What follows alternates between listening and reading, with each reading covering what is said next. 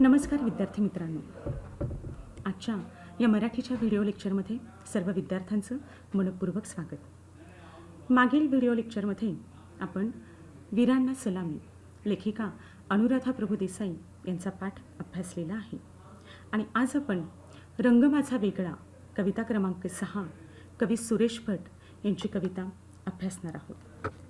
तर बघा, कविता ह्या कवितेचे जे कवी आहेत कवी सुरेश भट, की ज्यांना गझलकार म्हणून अगदी संपूर्ण भारतभर ते प्रसिद्ध आहेत किंबहुना जगभरात. तर अशा या गझलकाराची प्रथम आपण परिचय करून घेणार आहोत. तर बघा, या स्लाईडमध्ये तुम्हाला सुरेश भट यांचं छायाचित्र दिसतंय आणि सुरेश भटांविषयी आपण आधी जाणून घेऊया. मराठी साहित्यातील युगप्रवर्तक, कवी आणि गझल सम्राट म्हणून भट यांच्या रंग माझा वेगळा या कविता संग्रहातील ही शीर्षक कविता. सुरेश भट यांचा जन्म 15 एप्रिल 1932 रोजी अमरावती येथे झाला. त्यांचे वडील डॉक्टर होते आणि आईला कविता वाचनाची आवड होती. आईमुळेच सुरेश भटांना कवितेची आवड निर्माण झाली. ते 2.5 वर्षाचे असताना त्यांना पोलिओची बाधा होऊन त्यांचा उजवा पाय जन्मभरासाठी अधू झाला. त्यांनी व्यायामाला सुरुवात केली. मन कमजोर झालं होतं, परंतु पुन्हा त्यांनी नवचैतन्यानं पुन्हा व्यायामाला मन पुन्हा बळकट केलं, मजबूत केलं आणि मग शरीर बळकट करायला त्यांनी सुरुवात केली, व्यायामाला सुरुवात केली. आणि त्यानंतर मात्र अगदी जे काव्यसंमेलन आहेत त्या संमेलनाला 2.5 3 तास बसून त्यांनी काव्यसंमेलनं पार पाडली. अमरावतीच्याच विदर्भ महाविद्यालयात त्यांनी पदवी मिळवली. त्यानंतर अमरावतीत अनेक ठिकाणी शिक्षकी पेशा त्यांनी स्वीकारला. लोकांच्या कुचेष्टेला सामोरं जात अनेक ठिकाणी अनेक शाळांमध्ये त्यांनी ही नोकरी बजावली. हाच काळ त्यांच्यासाठी खरा महत्त्वाचा ठरला. याच काळात त्यांनी कविता लेखनाला सुरुवात केली आणि मग त्यांची कविता बहरली, फुलली ती याच काळात. एकदा हृदयनाथ मंगेशकर फिरायला गेल्यानंतर एका फुटपाथवर त्यांना एक चोपडी सापडली आणि त्यांनी ती उचलली आणि पाहिले तर सुरेश भटांच्या कवितांचे लेखन त्यात केलेले होते. हृदयनाथ मंगेशकरांनी सुरेश भटांचा शोध घेतला आणि त्यांच्या कवितांना चाली देऊन त्या अजरामर केल्या. त्यानंतर आता पुढे बघा, कवी सुरेश भट यांचा यांची जी काव्यसंपदा आहे तर या संपदेबद्दल आपण जाणून घेऊया. सुरेश भट यांची जी काव्यसंपदा आहे, एक प्रतिभावंत गझलकार आहे. 1961 रूपगंधा काव्यसंग्रहातून साहित्य क्षेत्रात कवी सुरेश भटांनी आगमन केलं आणि मग अगदी भावनाविश्व उलगडणारे ही सगळी त्यांची काव्यसंग्रह आहेत. त्यापैकी रूपगंधा, रंग माझा वेगळा, एल्गार, झंझावात, सप्तरंग, रसवंतीचा मुजरा तर हिंडणारा सूर्य हा त्यांचा गद्य प्रकाशित झालेला आहे. तर बघा, मराठी कवितेच्या इतिहासात आपल्या घट्ट आणि उत्कृष्ट गझल निर्मितीमुळे ज्यांनी इतिहास निर्माण केला व गझल सम्राट म्हणून नाममुद्रा उमटवली ते प्रतिभावंत कवी सुरेश भट. या नावातच अशी जादू आहे की हे नाव उच्चारताच गीतांचा मधुपट किणकिणू लागतो आणि गझलांच्या रेशीमधारा बरसू लागतात. मलमली तारुण्य माझे भोगले जे दुःख ज्याला, केव्हा तरी पहाटे सुन्या सुन्या मैफिलीत माझ्या, तरुण आहे रात्र अजुनी चांदण्यात फिरताना ही गाणी म्हणजे संगीत क्षेत्रातल्या पैठणीवरचा कलात्मक आविष्कार. शब्दांचा नाजूक कशिदा, या कशिदाला खरे सूर लाभले ते भारतरत्न लता मंगेशकर आणि पद्मविभूषण आशा भोसले यांचे. सुरेश भट यांच्या गीतप्रतिभेचे कौतुक करताना लता मंगेशकर म्हणतात, त्यांची गीते वाचताना काव्य तर आवडलेच, पण त्यातील गेयता ही मला हृदयंगम वाटली. काव्य आणि गीत यांना जोडणारा धागा गेयता हाच आहे. तर आशा भोसले म्हणतात, केव्हा तरी पहाटे आणि चांदण्यात फिरताना ही दोन्ही गाणी फक्त माझीच आहेत. ती दुसऱ्या कोणी गायलेली मला आवडत नाही. ही गाणी मला दिसतात, ती माझ्याबरोबर बोलतात, मला आनंद देतात. त्यानंतर बघा, आता साहित्याचं जे प्रयोजन आहे तर साहित्याचं प्रयोजन आनंद आहे आणि हा आनंद काव्यरसिकांना भरभरून देणाऱ्या सुरेश भट यांनी कवी या नात्याशिवाय पत्रकार, संपादक आणि संयुक्त महाराष्ट्र चळवळीतील कार्यकर्ता म्हणूनही काम केले. त्यानंतर आता बघा, इथे त्यांचे काव्यसंग्रह ह्या स्लाईडवर आपणास दिसत आहेत. तर रूपगंधा 1961 हा सुरेश भट यांचा पहिला कविता संग्रह. या कविता संग्रहातच हा कवी परंपरा पूजक असला तरी परंपरा शरण नाही हे स्पष्ट झाले. या परंपरा पूजकेतून त्यांनी रूपगंधा, जुईचारे फुला, मायबोली यासारख्या कविता लिहिल्या. पण शब्दविळख्यातून त्यांनी जाणीवपूर्वक स्वतःची सुटका करून घेतली. रंग माझा वेगळा 1974 या संग्रहात भरून राहिलेला रंग हा अस्सल आहे, कारण त्यात भटांच्या हृदयातले रक्त मिसळलेले आहे. बहुजन रसिक सापेक्षता आणि समकालीन समाजाच्या अभिरुचीचे पोषण मोठ्या अभिमानाने आणि कटाक्षाने त्यांनी या कविता संग्रहात केले आहे. दुभंगून जाता जाता जगत मी आलो असा, रंग माझा वेगळा तसा मी राहिलो नाही या कविता त्यांची साक्ष देतात. सुरेश भट यांच्या व्यक्तिमत्वातील मस्ती, बेफिकिरी, बेदरकारपणा, प्रांजळपणा, मोकळेपणा आणि बंडखोरी ही सारी वैशिष्ट्ये साक्षात एल्गार हा कविता संग्रह 1983 मध्ये प्रकाशित झाला. याच्या अर्पण पत्रिकेतच कवीची बंडखोरी आपणास दिसते. स्वागतासाठी माझ्या भुकेले ते आदराने, थुंकले तोंडावरी तो केवढा सत्कार होता. स्वागतासाठी माझ्या भुकेले ते आदराने, थुंकले तोंडावरी तो केवढा सत्कार होता. एल्गार म्हणजे जोरदार हल्ला, समाज व्यवस्थेवरचा. भटांचा हा तीव्र हल्ला उपरोधित आणि चिंतनशील होता. सुरेश भट यांनी या संग्रहाच्या कैफियतमध्ये मांडलेल्या मुक्त चिंतनात ते म्हणतात, मुक्त लिहा किंवा वृत्त व यमकाचे बंधन पाळून लिहा, पण तुम्ही जे लिहाल ते आधी उत्कृष्ट काव्य असले पाहिजे, जे ऐकल्यावर किंवा वाचल्यानंतर आठवत नाही, रक्तात भिणत नाही, काळजाचा ठाव घेत नाही, मनात रेंगाळत नाही, ते काव्यच नाही. त्यानंतर झंझावात 1994 या संग्रहाने त्यांच्याच या मताचा प्रत्यय दिला. त्या संग्रहातील अहवाल या कवितेत कवी म्हणतात, कालच्या त्या कत्तलीचा हा खरा अहवाल नाही, कालच्या त्या कत्तलीचा हा खरा अहवाल नाही, कोणत्याही अक्षराचा रंग लाली लाल नाही. भटांचा अखेरचा कविता संग्रह सप्तरंग 2002 याच्या प्रस्तावनेत ते लिहितात, जर काव्य समजून घ्यायचे असेल तर आधी कवीला समजून घेतले पाहिजे. आणि यानंतर मात्र 2003 मध्ये सुरेश भटांचा मृत्यू झाला. आता सुरेश भट काय म्हणतात, माझ्या बाबतीत जगणे आणि लिहिणे ही स्वतंत्र वेगवेगळी खाती नव्हती व नाही. मी दूरस्थ, तटस्थ किंवा व्रतस्थ नाही. माझ्या अस्थिर आयुष्यामुळे, विशिष्ट जीवनशैलीमुळे मला गझलच भावली, परवडली व मानवली. आता यानंतर पहा पुढच्या स्लाईडमध्ये हे जे सगळे त्यांचे काव्यसंग्रह आहेत तर याला पुरस्कार प्राप्त झालेले आहेत. तर बघूया, रूपगंधा या काव्यसंग्रहाला महाराष्ट्र शासन पुरस्कार, रंग माझा वेगळा या काव्यसंग्रहाला केशवसूत पुरस्कार, एल्गार या काव्यसंग्रहाला दमानी पुरस्कार सोलापूर आणि जीवनवृत्ती विदर्भ साहित्य संघ नागपूर. तर बघा आता या स्लाईडमध्ये आपणास दिसते की सुरेश भट यांच्या रंग माझा वेगळा या गझलेची वैशिष्ट्य.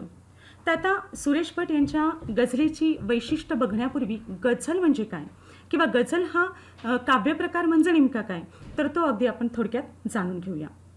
गझलवर नितांत प्रेम करणाऱ्या आणि तिचा प्रसार व प्रचार करणाऱ्या भटांनी गझलेची बाराखडी लिहिली.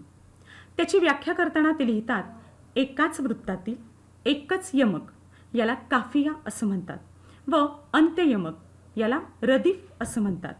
तर अंत्ययमक म्हणजेच रदीफ असलेल्या प्रत्येक 2-2 ओळीच्या किमान 5 किंवा त्याहून अधिक कवितांची बांधणी म्हणजे गझल. गझलेमधील ह्या प्रत्येक 2 ओळींच्या कवितेला आपण शेर म्हणतो. गझलेमधील प्रत्येक शेर हा आपल्या जागी एक संपूर्ण अभिव्यक्ती असलेली स्वतंत्र व सार्वभौम कविताच असते. प्रत्येक शेराचा आशय स्वतंत्र असू शकतो किंवा एकच संवेदना, एकच भाव किंवा एकच मूड असलेले सर्व शेर असू शकतात. गझल हा काव्यप्रकार मुळात इराणमधील असून तो तेथील फारसी भाषेत 9व्या शतकाच्या उत्तरार्धापासून पाहावयास मिळतो. अरबी संस्कृती व इराण संस्कृती यांच्या परस्पर संघर्षातून व समन्वयातून या काव्यप्रकाराला रंगरूप प्राप्त झाले. 12व्या व 13व्या शतकात मुस्लिम सत्ताधीशांच्या सहाय्याने जे सुफी संत भारतात आले त्यांनी आपल्याबरोबर गझल आणली. मराठीत अमृतराय यांनी 1698 ते 1753 मध्ये या गझलेचे रूप लावले. तर माधव जुलियन यांनी 1920 ते 1940 म्हणजे हा जो सगळा वाङ्मयीन कालखंड होता ते रुजवले. सुरेश भट यांनी या रूपाचे पालनपोषण केले आणि साऱ्या महाराष्ट्राला गझलप्रेमी केले. गझल निर्मिती, गझल गायनाचे प्रयोग, नवोदित गझलकारांना सल्ला आणि प्रोत्साहन देत त्यांच्या झुंजार स्वभावाप्रमाणे गझलेचा किल्ला अखंडपणे सुरेश भटांनी लढविला. आता बघा, ही जी गझल आहे रंग माझा वेगळा जी आपण अभ्यासत आहोत, तर आता ह्या गझलेची काय काय वैशिष्ट्ये आहेत तर बघा, एका कलंदर माणसाचे आत्मकथन, गेयता, माधुर्य, प्रासादिक गुणांचा परिपोष असणारी रचना, उत्स्फूर्तता, भावगर्भता, जिवंतपणा या भावनांची गुंफण, सामाजिक भावविश्वाचे दर्शन घडविणारी, करुण रसाकडे नेणारी पण आशावादी दृष्टिकोन देणारी गझल, प्रत्येकाला आपली वाटणारी, वेगवेगळ्या प्रतीकांचा आणि प्रतिमांचा वापर केलेली, विरोधाभास असणाऱ्या भावनांची ही गझल आहे. स्पष्ट वक्तेपणा, सडेतोडपणा व्यवहारी शब्दात मांडणारी, यमक, अनुप्रास, अलंकारी समर्पक योजना असणारी ही गझल आहे. म्हणजे या गझलीमध्ये यमक आणि अनुप्रास अलंकार आपणास पाहावयास मिळतात. काव्यातील भावविश्वाचा एक सुंदर नमुना असलेली ही सुरेश भटांची गझल. तर आता रंग माझा वेगळामधील ज्या अनोख्या गझली आहेत तर त्यामधील काही निवडक गझली इथं तुम्हाला या स्क्रीनवर दिसत आहेत. त्यातलं दिवस हे जाती, जगत मी आलो असा, विसरून जा, तरुण आहे रात्र अजुनी, कौल मागत राहिलो गोळाबेरीज. आता यानंतर पहा की सुरेश भटांची जी प्रसिद्ध झालेली जी सगळी भावगीतं आहेत, म्हणजे त्यांनी जे लेखन केलं आणि त्या लेखनाला जसं हृदयनाथ मंगेशकरांनी अजरामर केलं, तर त्यापैकी काही निवडक गीतं, भावगीतं इथं घेतलेली आहेत. चल उठ रे मुकुंदा, आज गोकुळात रंग खेळतो हरी, यामधनं आपल्याला भक्तिरस दिसून येतोय. मलमली तारुण्य माझे शृंगार रस आहे आणि उषक काल होता होता काळ रात झाली, यामध्ये समाजनिष्ठा, सामाजिक मूल्य आपणास दिसून येत आहे. तर यानंतर पहा, आता विद्यार्थी मित्रांनो, आपण प्रत्यक्ष कवितेकडे वळत आहोत आणि कविता रंग माझा वेगळा ही जी कविता आहे तर या कवितेचं मी वाचन करणार आहे आणि त्यानंतर मग आपण या कवितेचा भावार्थ जाणून घेणार आहोत. तर बघा, कवी सुरेश भट काय म्हणतात? रंगुणी रंगात साऱ्या रंग माझा वेगळा, गुंतुणी गुंत्यात साऱ्या पाय माझा मोकळा. रंगुणी रंगात साऱ्या रंग माझा वेगळा, गुंतुणी गुंत्यात साऱ्या पाय माझा मोकळा. कोण जाणे कोठुनी ह्या सावल्या आल्या पुढे, कोण जाणे कोठुनी ह्या सावल्या आल्या पुढे, मी असा की लागती ह्या सावल्यांच्या ही लळा, मी असा की लागती ह्या सावल्यांच्या ही लळा. पुढे ते म्हणतात, राहती माझ्या सवे ही आसवे गीतापरी, राहती माझ्या सवे ही आसवे गीतापरी, हे दुःख हे कशाचे दुःख ज्याला लागला माझा लळा, हे कशाचे दुःख ज्याला लागला माझा लळा. कोण त्या काळी कळेना मी जगाया लागलो, कोण त्या काळी कळेना मी जगाया लागलो, अन कुठे आयुष्य गेले कापुणी माझा गळा, अन कुठे आयुष्य गेले कापुणी माझा गळा. पुढे कवी म्हणतायत, सांगती तात्पर्य माझे सारख्या खोट्या दिशा, सांगती तात्पर्य माझे सारख्या खोट्या दिशा, चालणारा पांगळा आणि पाहणारा आंधळा, चालणारा पांगळा आणि पाहणारा आंधळा. माणसांच्या मध्यरात्री हिंडणारा सूर्य मी, माणसांच्या मध्यरात्री हिंडणारा सूर्य मी, माझी या साठीन माझा पेटण्याचा सोहळा, माझी या साठीन माझा पेटण्याचा सोहळा. अतिशय सुंदर शब्दामध्ये कवीनं त्यांचं आत्मकथन यामध्ये केलेलं आहे. आणि आता आपण या कवितेचा भावार्थ जाणून घेऊया. बघा, रंग माझा वेगळा या काव्यसंग्रहामध्ये एकूण 93 कवितांपैकी 33 गझल आहेत. त्यातील काही प्रेमभावना व्यक्त करणाऱ्या, काही आत्मचिंतनपर, तर काही सामाजिक आशययुक्त गझल आहेत. आता ही जी गझल आपण अभ्यासत आहोत तर ही कवीची आत्मचिंतनपर गझल आहे. मानवी जीवन म्हणजे सुख पाहता जवा पडे, दुःख पर्वता एवढे. सुखापेक्षा दुःखाचे, वेदनेचे प्रसंग आयुष्यात जास्त येतात. मन दुखावले जाते, निराशेच्या गर्तेत खोल रुतून जाते. समाजाचा भाग असलेला प्रत्येक मनुष्य याला अपवाद नाही. प्रत्येकाला कळत नकळत या वेदनांचा त्रास होतो. इच्छा नसताना आजूबाजूच्या लोकांबरोबर जमून घ्यावे लागते. रंगुणी रंगात साऱ्या या आत्मचिंतनपर गझलमध्ये गझलकाराने या अप्रिय अनुभवांना शब्दरूप दिले आहे. भाग्यातील लिखित कर्म जसे कोणी टाळू शकत नाही, तसेच प्रत्येकाच्या वाट्याला येणाऱ्या प्रिय अप्रिय घटना कोणी बदलू शकत नाही. गझलकार म्हणतात, जसे सुखाचे क्षण आपण कुरबूर न करता उत्साहाने आनंदाने अनुभवतो आणि जगतो, तसेच दुःखद अप्रिय क्षण देखील मी सकारात्मकरित्या स्वीकारले.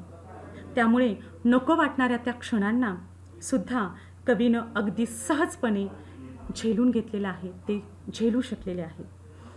त्यानंतर आयुष्यात करुणरस हा ओथंबून भरलेला आहे. तरीही आयुष्यातील दुःखे हसत हसत पेलण्याचा मार्ग कवीनं स्वीकारला. पण मन हे नेहमीच होरपळले. सतत होणाऱ्या आघातांनी मन आता इतके दमले की भर दुपारी रणरणत्या उन्हात थोडीशी सावलीची जागा मिळाली तरीही, परंतु त्या सावलीची जाणीवच होऊ नये, तेथे देखील सावलीच्या गारव्यापेक्षा उन्हाचा चटका जाणवावा अशी अवस्था गझलकाराची झाली आहे. अशावेळी कठीण प्रसंगाचे नाउमेद होऊन चालणार नाही. जो प्रयत्न करायचा थांबला तो हरला, हा जीवनाचा नियम आहे. गझलकाराला देखील याची जाणीव आहे. त्यामुळे दुःखाच्या प्रसंगांनी नाउमेद न होता पुन्हा एकदा प्रयत्न करण्याच्या उमेदीनं आयुष्याकडे सकारात्मक पाहण्याचा कवी प्रयत्न करतात. परंतु दुर्दैवानं अशा वेळी देखील त्यांच्या पदरी निराशाच येते. अत्यंत खरेपणाने प्रामाणिकपणे केलेले सर्व प्रयत्न विफल होतात. या परिस्थितीची कोणाला जाणीव आहे का? माणूस सभोवताली बघावे तर म्हणजे आपल्या सभोवताली जर आपण बघितलं तर प्रत्येक माणसानं कोणता तरी बुरखा घालून अगदी सोंग पांघरून तो वावरत असतो. येथे सत्याला सत्य म्हणायचे धैर्य आणि इच्छा कोणालाच नाही. अशावेळी आशेने बघणार तरी कोणाकडे? गझलकाराने स्वतः अनुभवलेला समाजातील अप्रामाणिकपणा, ढोंगीपणा फार सोप्या शब्दात परंतु अत्यंत प्रभावीपणे मांडला आहे. इतकी नकारात्मकता अनुभवून सुद्धा आत्मपरीक्षण केल्यानंतर त्याला आत्मसाक्षात्कार होतो. आत्मसाक्षात्काराची ही जी झालर आहे त्याने ही जी गझल अत्यंत प्रभावी झालेली आहे. आयुष्यभर कटू अनुभव आले, असंख्य दुःखे कवीच्या वाट्याला आलेली आहेत. फसवणूक झाली आणि सर्व घटनांचा इच्छा नसताना देखील भाग बनायला लागले. तरी कवी म्हणतो, गुंतुणी गुंत्यात साऱ्या पाय माझा मोकळा, रंग माझा वेगळा. असे म्हणताना गझलकाराला जणू प्रतीत करायचे आहे की शरीर माध्यमाच्या बाह्यरूपाने जरी या सर्व अप्रिय घटनांचा मी साक्षीदार झालो नव्हे तर त्यात होरपळलो गेलो, तरी जो आंतरिक मी आहे तो या सगळ्यांपेक्षा वेगळा आहे. तो सर्व रंगामध्ये रंगून देखील स्वतःचा वेगळा रंग जपणारा आहे. प्रवाहाच्या विरुद्ध जाणाऱ्या आपल्यामधील या साहसाला गझलकार माणसांच्या मध्यरात्री हिंडणारा सूर्य मी असे म्हणतात. निबिड काळा की भिन्न अंधार आणि सूर्याचे लखलखीत तेज, या दोहोंमध्ये जो फरक आहे तोच त्याच्या आंतरिक मी आणि इतर लोकांमध्ये असलेला जाणवतो. एका क्षणात अंधार दूर करण्याची ताकद त्या सूर्यकिरणांमध्ये असते. सूर्यकिरणांचे अस्तित्व असं म्हणतात, सूर्यकिरणांचं जे अस्तित्व आहे ते असं म्हणतं उजळून टाकतं. हे घडून येतं कारण ती सूर्यकिरणं साक्षात तेजाची रूपे असतात. या विश्वाला सचेतन करण्याची ताकद त्यांच्यात असते. गझलकाराला जणू त्याचा आंतरिक मी हा या वैश्विक चेतनेचाच एक भाग आहे याची जाणीव होते. रंग माझा वेगळा ही गझल म्हणजे कलंदर व्यक्तिमत्वाला आलेल्या अनुभवाचे संचित आहे. या अनुभवात वैयक्तिकता तर आहेच, पण या वैयक्तिकतेला सामाजिकतेचे अस्तर आहे. आता कलंदर म्हणजे काय, तर कलंदर तो जो मुक्त पण तितकाच सजग, बेहोश पण तितकाच संवेदनशील आणि प्रखर पण तितकाच हळुवार असतो. फाटक्या पदरात माझ्या का तुझे मावेल अस्तर, फाटक्या पदरात माझ्या का तुझे मावेल अंतर, दाणही करशील तू पण मी असा आहे कलंदर. फाटक्या पदरात माझ्या का तुझे मावेल अंतर, दाणही करशील तू पण मी असा आहे कलंदर. या गझलेच्या शीर्षकात वापरलेला हा जो रंग आहे तर हा अगदी बोलका आहे, कारण रंग या नामाला माझा या कलंदर व्यक्तिमत्वाचे आवरण लाभल्याने तो विशेषणासारखा येतो. वेगळा म्हणजे कसा याची उकल करताना या गझलेचा प्रवास मूर्ताकडून अमूर्ताकडे होतो. वेगळा असला तरी तो रंग दाखवता येत नाही, कारण तो कलावंताच्या व्यक्तिमत्वाचा रंग आहे. अनेक रंगांचे मिश्रण त्यात असल्याने तो विशेष ठरतो किंवा वेगळा ठरतो. या गझलेचे वैशिष्ट्य म्हणजे यात सामान्य आणि कलंदर यांची जीवनदृष्टी व त्यातून कलंदरच्या जीवनाला लाभलेली जीवनवृत्ती प्रकट होते. सामान्य गुंत्यात गुंतात तर कलंदर त्यातून स्वला मोकळा करू शकतो. सामान्याला उन्हाची झळ पोहोचते तर कलंदरला सावलीची. सामान्य दुःखापासून सुटका करू पाहतात तर कलंदर त्याच दुःखाचा लळा लावून घेतो किंवा त्याला लाभला आहे. सामान्याला मध्यरात्री चंद्र चांदणे दिसतात तर कलंदर स्वतः सूर्य होतो. वेगळेपण दोन प्रकारचे असते. बघा विद्यार्थी मित्रांनो, दोन प्रकारचे वेगळेपण असते. कोणत्याही गोष्टीपासून स्वतःला अलिप्त ठेवणे हा एक प्रकार, तर सर्व गोष्टीमध्ये समरस होऊन वेगळेपण सांभाळणे हा दुसरा प्रकार. कवी दुसऱ्या प्रकारात येतात, जे फार कौशल्यपूर्ण सांभाळावे लागते. हे दुसरे वेगळेपण नाधो महानोर यांनीही त्यांच्या मीच माझा एककल्ली एकटा चालित गेलो या कवितेत मांडली आहे, ज्याची परिणिती मज कळेना चालताना दुःख कैसे फूल झाले यात होते.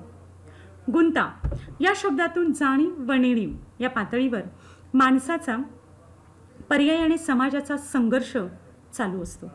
हा गुंता इतका व्यामिश्र, इतका जटिल असतो की सामान्यांचा त्या गुंत्यात जीव गुंतो. कवी मात्र या जटिलतेपासून स्वतःला मुक्त ठेवू शकतो. कवयित्री इंदिरा संत यांनी डाळिंब या कवितेत मी डाळिंबातल्या बीसारखी असं म्हटलंय.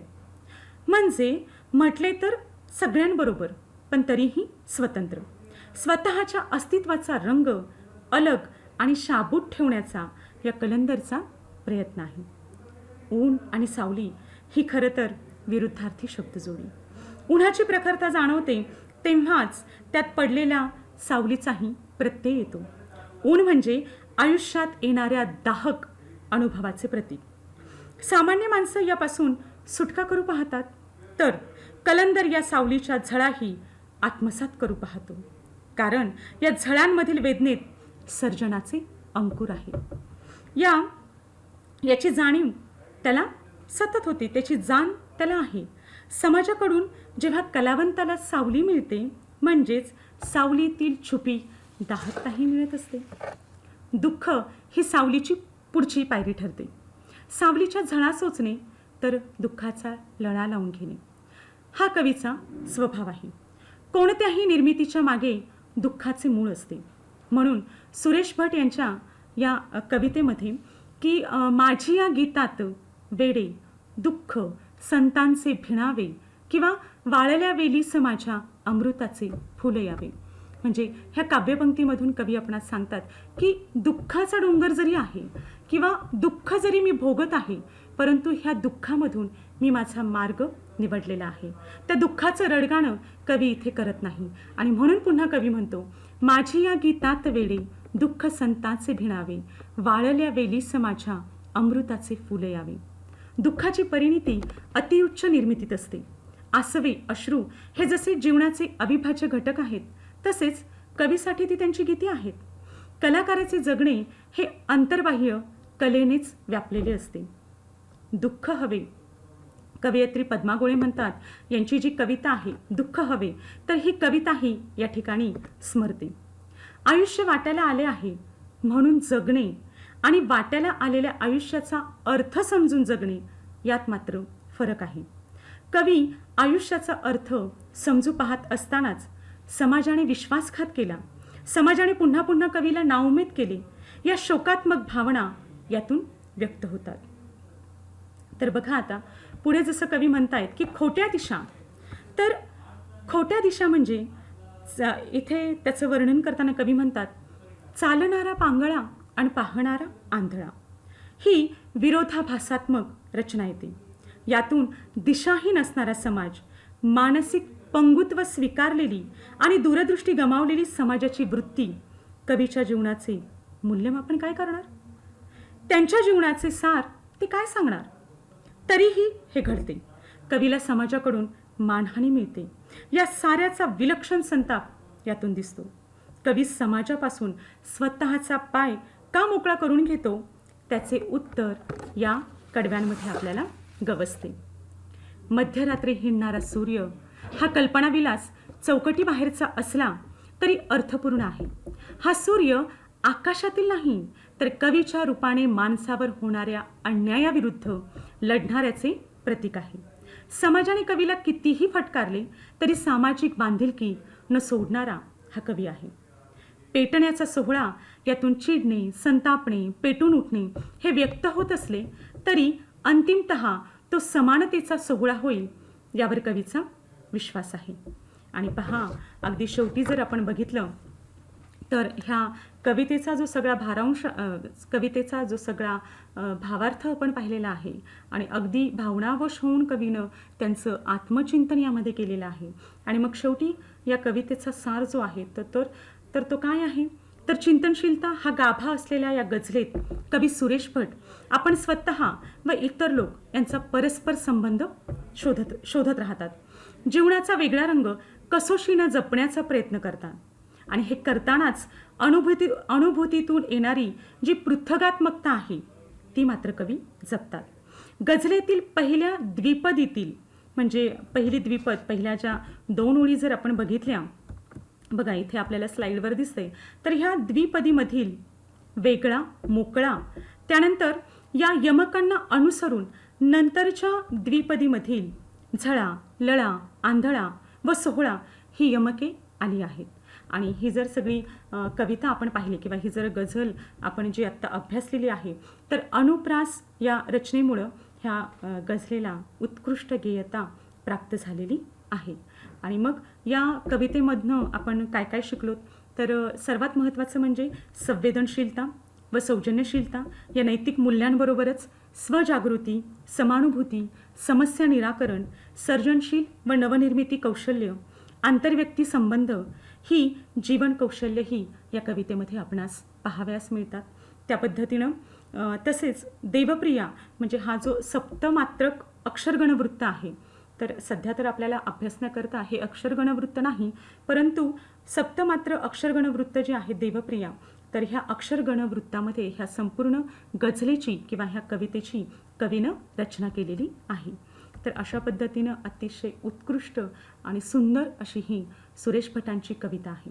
आता या कवितेची जे जीवन कौशल्य आहेत ती काय काय आहेत, तर रंग माझा वेगळा यामधून पहा, वैयक्तिक व सामाजिक दुःखाची जाणीव, स्वतःला सावरणारी स्वत्व जपण्याची अस्मिता, स्वतःला दुःख जे स्वतःचं जे दुःख आहे आणि समाजाकडून मिळाले तरी त्याचं शैल्य मनात ठेवून जपून समाजाला मार्गदर्शन करणारी कवीची मनोवृत्ती. निराशेच्या गर्तेत स्वतःला आशावादी ठेवण्याचं कवीचं कौशल्य आणि मग दुःख निराशा सहन करण्याची स्वतःला समजूत घालणारी विजगेशू वृत्ती. कोणत्याही बिकट परिस्थितीत स्वतःला ठामपणे उभं ठेवण्याची जीवन जगण्याची कला, ही सगळी जीवन कौशल्य आपल्याला या कवितेमधून अभ्यासावयास मिळतात आणि तीही आपण आपल्या प्रत्यक्ष जीवनामध्ये आपण त्याचा वापर करू शकतो. आता ह्या कवितेमधून जी क्षमता विधानं आहेत, तर कुठल्या क्षमता आपल्याला अधिक आपल्या वृद्धिंगत करायच्यात. तर प्रथम आहे श्रवण. आता इथे श्रावण झालं आहे, परंतु श्रवण, आता ही श्रवण जी क्षमता आहे, तर गझल हा काव्यप्रकार श्रवणीय आहे. आणि अगदी तुम्ही जर यूट्यूबला बघाल तर रंग माझा वेगळा ही जी गझल आहे किंवा ही जी कविता आहे, तर देवकी पंडित यांनी अतिशय सुंदर रीतीनं तिला गीतबद्ध केलेलं आहे. तर ती तुम्ही ऐकू शकता, त्याचा आनंद घेऊ शकता. त्यानंतर भाषण आणि संभाषण क्षमता. तर कवितेतील विचार, कवीचे मत, कल्पना, प्रतिमा, प्रतीके याविषयी आपली जी चिकित्सक मतं आहेत किंवा वैशिष्ट्य आहेत, तर ती व्यक्त करणं किंवा अगदी आपापसात किंवा घरात तुम्ही त्याविषयी चर्चा करू शकता. त्यानंतर आता वाचन क्षमता. तर गझल काव्यप्रकाराच्या वाचनाचे कौशल्य आत्मसात करणे, आस्वाद घेणे, समजपूर्वक लयबद्ध पद्धतीनं त्याचं वाचन करणे. त्यानंतर लेखन क्षमता. तर कवितेचे सखोल अध्ययन करून त्याचे रसग्रहण करणे, काव्य सौंदर्य, कवी कल्पना उलगडून भाषिक सौंदर्यस्थळे त्यावर स्वमत लिहिणे. म्हणजे आत्ता जसं अगदी थोडक्यामध्ये आपण कवितेचा भावार्थ अभ्यासला, तर तुम्ही तो अगदी तुमच्या शब्दामध्ये, तुमच्या मराठीच्या वहीमध्ये तुम्ही तो लिहू शकता. त्यानंतर अध्ययन कौशल्य. तर गझल या प्रकाराचे विशेष गुण लक्षात घेऊन इतर काव्यप्रकार आणि गझल यांचा तुलनात्मक अभ्यास करणे. तर जसं आता भावार्थ बघताना मी अनेक कवींची आणि त्यांच्या काव्यप्रकारांची थोडक्यात कल्पना तुम्हाला दिलेली आहे, तर त्याचाही तुलनात्मक अभ्यास तुम्ही करू शकता. आणि त्यानंतर शेवटची जी क्षमता आहे ती म्हणजे भाषाभ्यास. तर गझल लिहिणाऱ्या इतर कवींच्या गझलांचा अभ्यास करणं व त्यातून रसास्वाद घेणं. तर अशा पद्धतीनं ही सगळी क्षमता विधाने आहेत. तर अशा पद्धतीनं विद्यार्थी मित्रांनो, आज आपण रंग माझा वेगळा कवी सुरेश भटांची कविता, ज्याला गझल असं म्हटलंय, आणि ती आपण अभ्यासलेली आहे. धन्यवाद.